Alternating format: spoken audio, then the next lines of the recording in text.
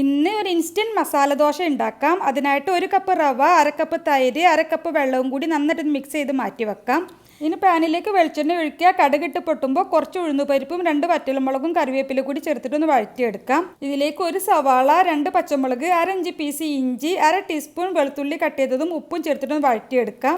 ഇതിലേക്ക് 1/4 ടീസ്പൂൺ മഞ്ഞൾപ്പൊടിയും മുളക് പൊടിയും ചേർത്തിട്ടൊന്ന് മിക്സ് ആക്കാം. പിന്നെ വേവിച്ചിട്ടുള്ള 2 ഉരുളക്കിഴങ്ങ് ചേർത്തിട്ടൊന്ന് മിക്സ് ആക്കാം. പിന്നെ കുറച്ച് മല്ലിയില ചേർത്തിട്ടൊന്ന് മിക്സ് ആക്കിയതിന് ശേഷം ഒരു 2 മിനിറ്റ് ലോ ഫ്ലെയിമിൽ അടച്ച് വെക്കാം. അപ്പോൾ നല്ല സോഫ്റ്റ് ആയിട്ടുള്ള മസാല റെഡിയായി. പിന്നെ ആദ്യം മിക്സ് ചെയ്ത് വെച്ചിട്ടുള്ള റവയുടെ കൂട്ട് മിക്സി ജാറിലേക്ക് ഇടാം. 1/2 കപ്പ് വെള്ളം കൂടി ചേർത്തിട്ട് നന്നായിട്ട് അടിച്ചെടുക്കാം. അടിച്ചെടുത്ത മാവ് ഒരു ബൗളിലേക്ക് ഒഴിക്കാം. മിക്സി ജാറിലേക്ക് 1/2 കപ്പ് വെള്ളം കൂടി ഒഴിച്ചിട്ട് അതുകൂടി മാവിലേക്ക് തിരിച്ചൊഴിക്കാം. പിന്നെ ആവശ്യത്തിനുള്ള ഉപ്പ് കൂടി ചേർത്തിട്ടൊന്ന് മിക്സ് ആക്കാം. ഇനി ദോശ പരത്തിയെടുക്കാം. അതിന് മുകളിലേക്ക് കുറച്ച് നെയ്യ് കൂടി ആക്കി കൊടുത്തതിന് ശേഷം ഫില്ലിങ് വെച്ച് കൊടുക്കാം. പിന്നെ ഇഷ്ടമുള്ള ഷേപ്പിലൊന്ന് ഫോൾഡ് ചെയ്തതിന് ശേഷം 2 സൈഡും തിരിച്ചും മറിച്ചും ഇട്ട് നല്ല ക്രിസ്പി ആക്കിയതിന് ശേഷം ചട്നി കൂട്ടി കഴിക്കാൻ അടിപൊളിയാണ്.